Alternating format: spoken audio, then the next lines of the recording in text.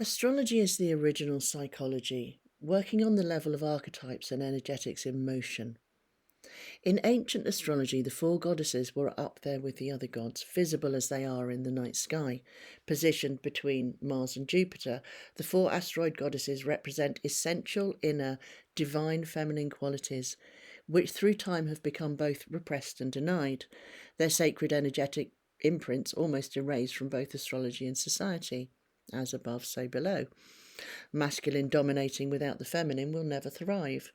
The absence of either leading to discord and disconnection. That essential balance of yin and yang. It fascinates me that two of these goddesses, Pallas Athena and Vesta, stand alone.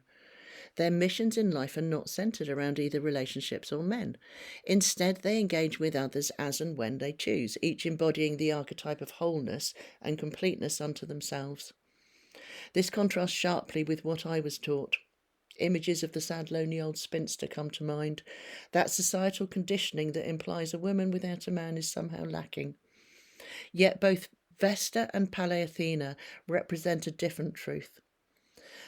Both present archetypes of strong women, whole and complete unto themselves. Their soul missions do not necessarily involve learning through close one-on-one relationship. They may or may not choose to engage, occasionally or not. It's evident when considering astrology that there are 12 houses representing 12 arenas of life. And if the 7th and 8th, the relationship houses, are empty, then that individual's life purpose quite clearly lies elsewhere.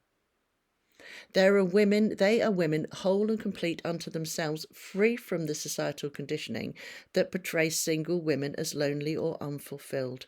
This antiquated conditioning has obscured the truth that a woman alone can live with power and purpose. So let's delve into these dishonoured and discarded goddesses, exploring what they represent and how we can recognise and honour these sacred aspects of ourselves, and by tuning into their divine guidance, help us to restore balance in our world. Pallas Athena, goddess of strategy and wisdom, embodies the essence of intellect, thirst for knowledge, and the spirit of exploration. She is the archetype of the wise strategist, a protector of the realm who understands the subtle nuances of conflict and resolution. Athena's qualities mirror those of Jupiter, from whom she was born. Jupiter is lord of expansion, far sight and vision, and Pallas emerged fully formed, not just from his forehead, but from his third eye. This miraculous birth signifies not only her divine origins, but also her access to infinite wisdom and insight. Jupiter bestows gifts upon humanity, and one of his greatest treasures is Pallas Athena, representing the wisdom that lies within. Emerging from the third eye of Jupiter, Pallas Athena elevates this intuitive vision to unprecedented levels. She embodies the wise woman whose knowledge transcends conventional understanding, guiding us beyond the ordinary perceptions into the realms of the extraordinary.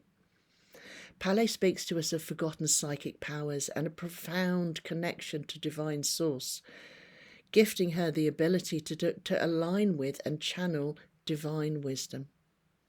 Pluto acknowledged Athena's significance, referring to her as divine intelligence, or she who has the mind of God, emphasizing her role as bearer of wisdom. Pallas Athena is the ancient female shaman, with inner vision which grants her the insight to perceive patterns and possibilities beyond logic, connecting us to a lineage of wisdom all but lost, but now ready to be reclaimed. Pallas is a fierce defender of the realm, with her greatest gifts being justice, equality, and peace, with the inner discernment to know when it's time to negotiate and equally when it's time to take a stand and say no. Pallas is the warrior queen who channels winning strategies and the courage to overcome and win.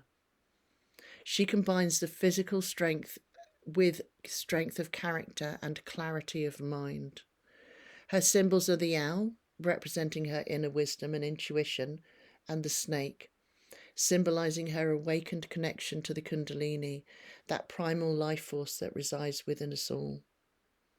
So how do we restore Pallas to her rightful place? The larger context here, of course, is the transition from the age of Pisces into the age of Aquarius, with the transformation of consciousness being crucial. As Pallas emerges from her exile, she invites us to recognize the power of our inner vision, of our sacred connection to the divine, and of our ability to tap into the wisdom from source. The legacy of Pallas Athena and the other asteroid goddesses invites us to reclaim our understanding of the sacred feminine, to embrace their teachings and to integrate their gentle wisdom into our own lives. The re-emergence of these ancient models is not merely a revival, it's a crucial reawakening of forgotten archetypes essential for the cohesion of society and for our spiritual well-being. The values championed by these goddesses are integral to our essence and our identity, and without acknowledging them, humanity risks spiraling towards self-destruction.